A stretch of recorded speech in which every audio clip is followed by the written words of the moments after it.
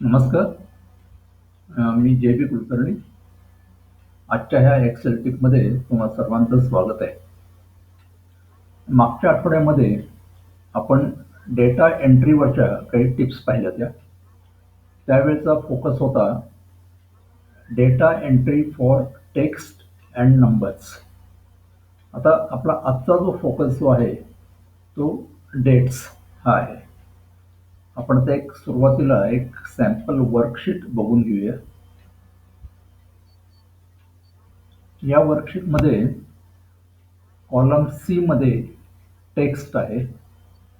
Column D, E आणि F याच्यामध्ये numbers आहेत. ई आणि एफ मधले नंबर्स जे आहेत ते करन्सी फॉर्मॅटमध्ये आहेत. हे जे नंबर जे आहेत ते इथं कस्टम फॉर्मॅट आपण केलेलं आहे, कॉमा स्टाईल वापरलेली आहे. कॉलम बी मध्ये यावेळी आपण डेट्स ऍड केलेले आहेत आणि कॉलम ए मध्ये आपण जी काही आज डेटची एंट्री करणार आहे ती या ठिकाणी आहे. आता आपण टिप्स प्रत्यक्षात सुरू करायच्या अगोदर एक छोटीशी रिक्वेस्ट आहे. तुम्ही अजूनपर्यंत जर हा चॅनल सबस्क्राईब केला नसेल तर प्लीज सबस्क्राईब करा. बेल आयकॉनवरती क्लिक करून नोटिफिकेशन्स मधला ऑल हा ऑप्शन्स घ्या. व्हिडिओ पाहिल्यानंतर प्लीज शेअर करा आणि जर तुमचे काही कमेंट्स असतील तर ते कमेंट सेक्शनमध्ये ॲड करा. आता आपण टिप्सला सुरुवात करूया. पहिली टिप जी आहे ती विंडोज सेटिंगच्या संदर्भातली आहे. Windows settings for date and time हे जर बरोबर असलं तर आपली डेटची एंट्री बरोबर होणार आहे. त्याकरता विंडोज सेटिंगमध्ये जाऊन तुम्हाला set time and time zone to automatic असा ऑप्शन तिथे तुम्हाला द्यावा लागेल. विंडोज सेटिंगमधलं एक ॲक्च्युअली स्क्रीनशॉट मी इथं एक्सेलमध्ये ॲड केलेला आहे, तो बघून घ्या. इकडे टाइम अँड लँग्वेज ह्या सेटिंगच्या under date and time, region, language ही सेटिंग्स कव्हर होतात. मागच्या वेळी आपण रिजन आणि लँग्वेज या सेटिंगच्या विषयी बोललो होतो. रिजनमध्ये आपल्याला इंडिया सेट करावं लागतं आणि लँग्वेजमध्ये इंग्लिश इंडिया असं सेटिंग करावं लागतं. डेट अँड टाइममध्ये आपल्याला हे दोन जे ऑप्शन आहेत, सेट टाइम ॲटोमॅटिकली हा ऑन करायला पाहिजे. त्याच्यानंतर सेट टाइम झोन ॲटोमॅटिकली हे पण तुम्हाला ऑन करायला पाहिजे. म्हणजे तुमचा टाइम नेहमी करेक्ट राहील आणि त्याचबरोबर टाइम झोन जो आहे तो करेक्ट राहिल्यामुळं आपल्या इंडियन टाइम जे आहे ते बरोबर दाखवलं जाईल. दुसरी टिप जी आहे त्याच्यामध्ये आपण डेटचा कन्सेप्ट काय एक्सेलमध्ये हे समजून घेणार आहे. ॲक्च्युली डेट्स ह्या एक्सेलमध्ये नंबर्स असतात. म्हणजे प्रत्येक डेट करता एक सेपरेट नंबर असतो किंवा कुठलाही नंबर आपल्याला डेटच्या फॉर्मॅटमध्ये पाहता येतो. आता आपण प्रत्यक्ष शीटमध्ये जाऊन बघूया.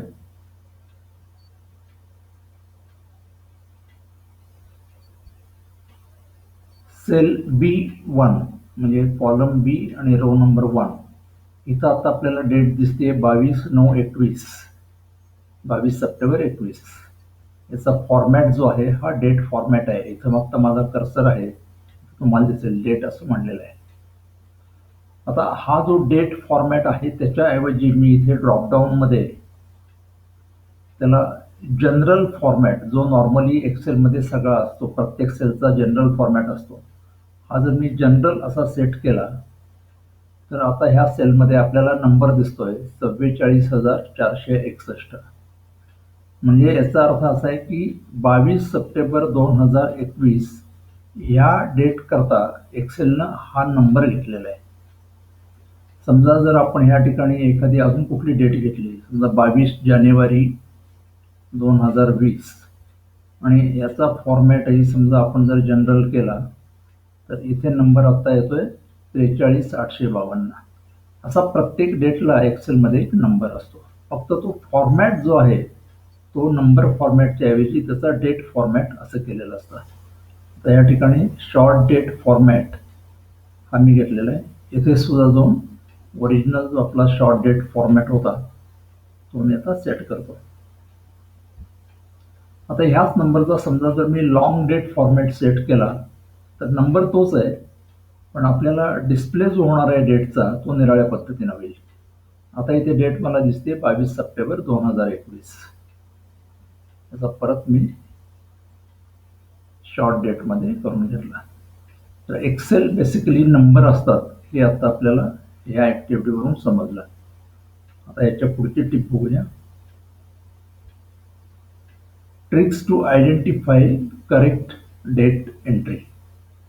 आता आपण जी डेट एंट्री करतो ही बरोबर आहे का नाही, डेट फॉर्मॅटमध्ये आहे का नाही, हे जर आपल्याला चेक करायचं असेल तर ह्या 3 गोष्टी मी दिलेल्या आहेत. एक म्हणजे तुम्ही फॉर्म्युला बारमध्ये चेक करा, दुसरं तुम्ही रिबनमध्ये चेक करा, किंवा तिसरं ऑटो फिल्टर लावून त्या ठिकाणी डेटच्या कॉलममध्ये ड्रॉप डाऊन पहा. आता आपण ही प्रत्येक ॲक्टिव्हिटी करून पाहूया.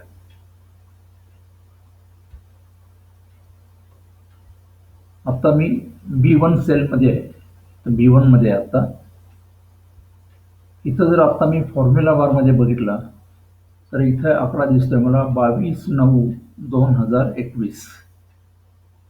म्हणजे इथं जरी आता माझा डेट फॉर्मॅट सेलमध्ये फक्त 21 असा दिसत असला तरी फॉर्म्युला बारमध्ये मला कायम पूर्ण वर्ष दिसतं 22/9/2021.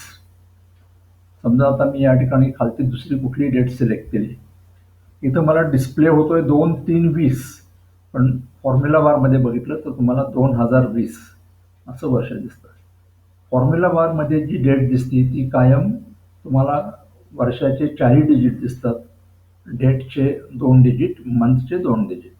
त्याला एक्सेलमध्ये DD म्हणजे 2 दिवस, MM म्हणजे मंथचे 2 डिजिट्स आणि YYYY म्हणजे इयरचे 4 डिजिट असे आपल्याला दिसतात नॉर्मली फॉर्म्युला बारमध्ये. दुसरी ट्रिक जी होती ओळखण्याकरता ती आहे check number format in the ribbon. आता रिबनमध्ये हा जो आता होम टॅब आहे, ह्या होम टॅबमध्ये ह्या नंबरच्या ग्रुपमध्ये तिथे आपल्याला फॉर्मॅट दिसतो. हा फॉर्मॅट जर तुमचा डेट असेल किंवा जर समजा कस्टम फॉर्मॅट असेल तर तुम्हाला ही जी एंट्री जी आहे ही करेक्ट आहे असं तुम्ही समजू शकाल. तर इथे बघितलं तर इथं डेट फॉर्मॅट दिसतोय, इथे बघितलं तरी डेट फॉर्मॅट आहे, पण इतर जी डेट एंट्रीमध्ये मी ही डेट जी एंट्री केलेली आहे 7/7/20, इथे जर मी कर्सर ठेवला तर इथे मला जनरल फॉर्मॅट दिसतोय. म्हणजे हा फॉर्मॅट जो आहे हा डेटचा फॉर्मॅट नाही आहे. तसंच जर तुम्ही फॉर्म्युला बारमध्ये बघितलं तर इथं वर्ष जे आहे 20 हे 4 डिजिट आपल्याला दिसत नाही आहेत, इथं फक्त 2 डिजिटच दिसतात. याच्यावरूनच आपल्याला कळतं की हा जो डेट एंट्रीचा फॉर्मॅट जो आहे या कॉलम ए मधला हा चुकीचा आहे, हा डेट फॉर्मॅटमध्ये नाही आहे. आता याच्या पुढच्या पण टिप बघूया. याच्यामध्येच अजून आहे अप्लाय ऑटो फिल्टर. तर इथे आपण जर ऑटो फिल्टर अप्लाय केला, तुम्ही ह्या टेबलमध्ये कुठेही कर्सर ठेवा आणि ऑटो फिल्टरच्या बटनवरती तुम्ही क्लिक करा. आता इथे ऑटो फिल्टर आला पहिल्या रोमध्ये. आता हा डेटचा जो कॉलम आहे इथं जर तुम्ही ड्रॉपडाऊन बघितलं तर तुम्हाला इथे 2021, 2020, 2021चं परत तुम्ही जर अजून एक्सपॅन्ड केलं तर तुम्हाला खालती महिने दिसतील, जानेवारी, फेब्रुवारी, मार्च. तुम्ही जानेवारी एक्सटेंड केला तर त्याच्यात जानेवारीतली तारीख दिसेल, फेब्रुवारी एक्सटेंड केला तर फेब्रुवारीची तारीख दिसेल. 2021 कोलॅप्स केलं आणि 2020 जर मी आता ओपन केलं तर त्याच्यामध्ये मला इतके महिने दिसत आहेत. जर आपली डेटची एंट्री ही करेक्ट फॉर्मॅटमध्ये असेल तर अशा प्रकारचा वर्ष, महिने, तारीख असा ब्रेकअप तुम्हाला दिसू शकतो आणि तो तसा जर दिसला तरच आपली ही डेटची एंट्री बरोबर आहे असं आपण समजावं, अन्यथा ती चुकीची आहे. आता ह्या ठिकाणी डेटची एंट्री आपण चुकीची केलेली आहे, त्यामुळे इथं जर आपण बघितलं तर तुम्हाला ते फक्त डेट्स दिसत आहेत, पण इयर, मंथ वगैरे तुम्हाला काही दिसत नाही, ग्रुपिंग दिसत नाही डेट्सचं.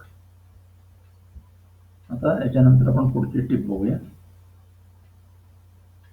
पुढच्या टिपमध्ये how to avoid wrong data entry. आता या ठिकाणी आपण बेसिकली डेट एंट्री याचा विचार करतोय. तर डेटा एंट्रीमधली डेटची एंट्री जी आहे ती जर आपल्याला चुकीच्या पद्धतीनं करायची नसेल तर पहिली गोष्ट, कधीही फुल स्टॉप इथं वापरायचा नाही. Don't use full stop. त्याच्यानंतर इथं आपण स्पेस वापरली आहे, त्याच्यामध्ये स्पेसही वापरायची नाही. त्यामुळं फुल स्टॉप आणि स्पेस बिटवीन नंबर्स म्हणजे कुठले, डेट, मंथ आणि इयर, याच्यामध्ये कधीही फुल स्टॉप आणि स्पेस वापरायचे नाही. बऱ्याचशा लोकांना नेहमी फुल स्टॉप वापरायची सवय असते आणि अशा प्रकारे जर त्यांनी डेटची एंट्री केली तर आपल्याला तो डेट हा नंबर फॉर्मॅटमध्ये जात नाही. जसं आता आपण या ठिकाणी जर बघितलं तर हे 7/7/20 या ठिकाणी मी फुल स्टॉप वापरलेला आहे, इथे पण फुल स्टॉप वापरलेला आहे आणि ह्या शेवटच्या एंट्रीमध्ये इथं मी स्पेस वापरलेली आहे 09/04/20. पण जशी माझी एंट्री आता आहे तसंच मला फॉर्म्युला बारमध्ये दिसतंय. मला इथे इयर फुल दिसत नाही. जर ह्या ठिकाणी मी 4 डिजिटचं इयर जरी एंटर केलं तरी ते 4 डिजिट मला इथे दिसतील, कारण मी एंट्री केली आहे म्हणून. समजा ह्या ठिकाणी आता मी 2020 असं केलं तर इथे 2020 दिसतंय, इथेही दिसतंय, पण तरी सुद्धा इथं फॉर्मॅट जर बघितलं तर तो जनरल फॉर्मॅटच राहतो. त्यामुळं अशी कधीही एंट्री करायची नाही आणि अशी जर एंट्री असेल तर ती चुकीची आहे, डेट फॉर्मॅटमध्ये नाही. आणि आपल्याला मग त्याचे डेटचे जे काही बेनिफिट्स जे आहेत, जसं हे त्या ठिकाणी ग्रुपिंग होतं इयर, मंथ वगैरे, तसं ह्या ठिकाणी ग्रुपिंग होत नाही. आणि इतर बरेचसे फायदे आहेत डेट फॉर्मॅटमध्ये असण्याचे. डेट या ठिकाणी नंबर असल्यामुळं आपल्याला सगळी कॅल्क्युलेशन्स करता येतात. म्हणजे एका डेटमधून दुसरी डेट मायनस केली तर मध्ये किती दिवसांचा गॅप आहे हे कळतं. तेच जर तुमचं नंबर फॉर्मॅटमध्ये किंवा डेट फॉर्मॅटमध्ये जर डेट नसेल तर तुम्हाला इथं कळणार नाही. त्याच्या पुढची आपण टिप बघूया. आता डेटा एंट्रीची करेक्ट मेथड आपण टोटल 3 मेथड बघणार आहे, त्याच्यातली ही पहिली मेथड आहे. त्याच्यामध्ये मंथ जो आहे तो कायम वर्ड्समध्ये लिहायचा, पहिले 3 अल्फाबेट वापरायचे.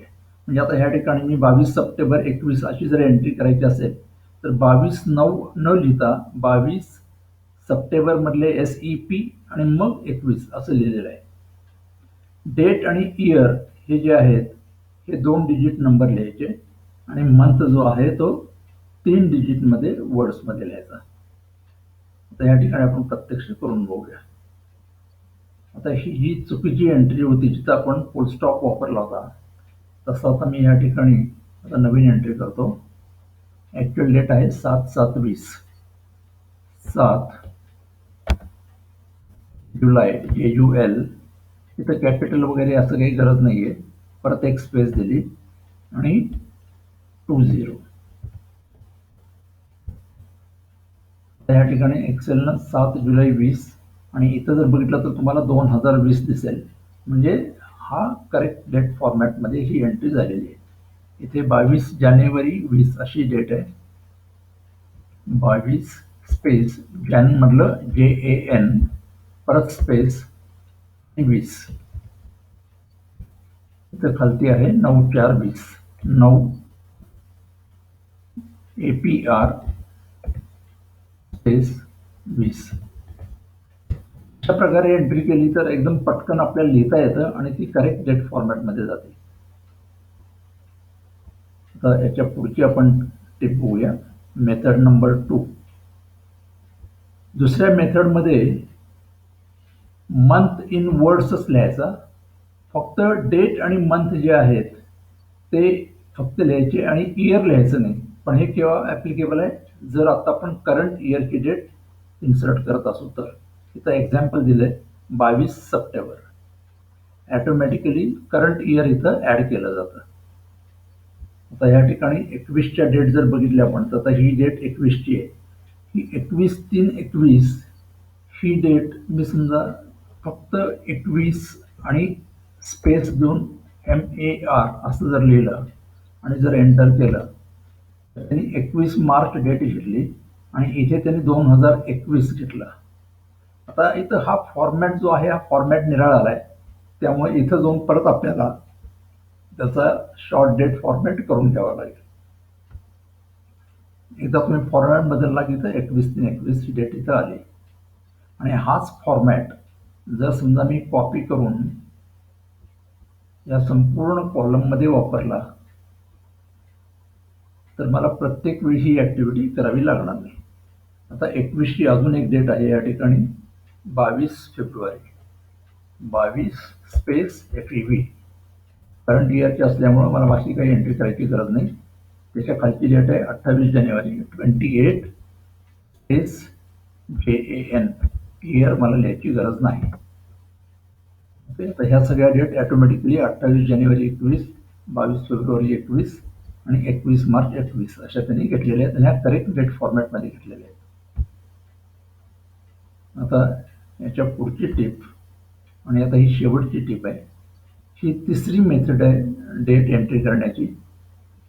याच्यामध्ये आपण स्पेस न वापरता, फुल स्टॉप न वापरता आपण ह्या ठिकाणी अजून 2 गोष्टी वापरू शकतो. एक म्हणजे डॅश किंवा स्लॅश. हे जर वापरलं तर एक्सेल ॲटोमॅटिकली डेट कन्वर्ट करतो. आणि मंथ लिहायचं असेल तर 09 लिहायची गरज नाही. तुम्ही नुसतं 22/9 लिहिलं तरी सुद्धा हरकत नाही. पुढचं वर्ष जर असेल, करंट इयर असेल तर तुम्हाला काहीच लिहायची गरज नाही, जसं इथं आपण दाखवलंय 22/9.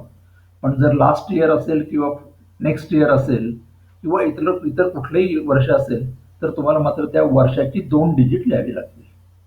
आता आपण इथं प्रत्यक्षात एंट्री करून बघूया. आता इथं आपण निराळ्या पद्धतीने एंट्री केली होती. आता इथं आपण निराळ्या पद्धतीने करणार आहे. 4/7/20. पहिल्यांदा आता मी डॅश वापरून करतो. 4-7 आणि वर्ष 20 आहे म्हणजे मला वर्ष टाकलं पाहिजे म्हणून मी इथं 20 ॲड केलं. 4-7-20 तर त्यांनी इथं 2020 घेतलं आणि फॉर्मॅट डेट केला. आता इथे बघून घ्या, इथे सध्या काही एंट्री नाही आहे, पण फॉर्मॅट आपण सगळे डेट करून घेतले त्यामुळे आता डेट फॉर्मॅट दिसतोय. 2-3-20 2-3-20 हे सुद्धा 2020 दिसते म्हणजे हे डेट फॉर्मॅट बरोबर आहे. आता आपण स्लॅश वापरून करूया. 5-10-20 5/10/20 त्याने परत इथं 5-10-20 ही बरोबर एंट्री घेतली 2020. अशा प्रकारे इथं 5 जून 20 5 जून 20 12-12-12-20 22-11 स्लॅशच्या ऐवजी डॅश देतो. 22-11-20. जर समजा हे 21 आता हे 21 वर्ष 21 असेल तर या ठिकाणी मला इयर लिहायची गरज नाही.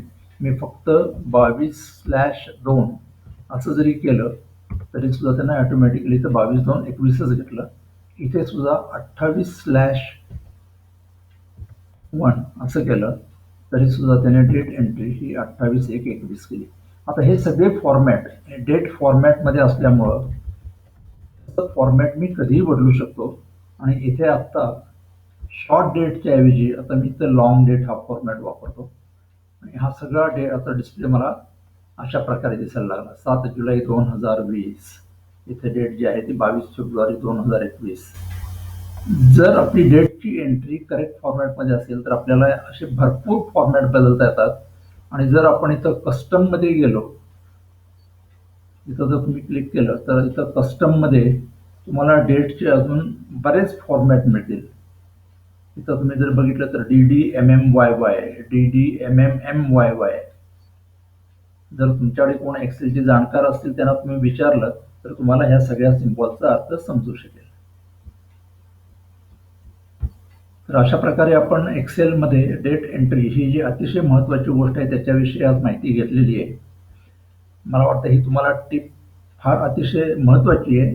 ही सगळ्यांनी चांगली तुम्ही समजून घ्या आणि तुमच्या प्रत्येक एक्सेल फाईलमध्ये जर तुम्ही डेट्स टाकल्या असतील, त्या सगळ्या डेट्स बरोबर टाकल्यात का नाही याची खात्री करून, जर त्या चुकीच्या पद्धतीनं टाकल्या असतील, तर याच्यातली कुठलीही पद्धत वापरून त्या डेट्स सगळ्या करेक्ट करून घ्या. म्हणजे आपल्याला पुढचं ॲनालिसिस जे काही करायचं असेल, ते खूप चांगल्या प्रकारे करता येतं. हा व्हिडिओ तुम्हाला जर आवडला असेल तर प्लीज तुम्ही हा तुमच्या मित्रांना शेअर करा. जर तुम्ही अजूनपर्यंत याचं नोटिफिकेशन ऑन केलं नसेल तर बेल आयकॉनवरती क्लिक करून नोटिफिकेशनमधला ऑल हा ऑप्शन्स घ्या. म्हणजे तुम्हाला याच्या पुढच्या व्हिडिओची नोटिफिकेशन्स ॲटोमॅटिकली मिळतील. थँक्यू.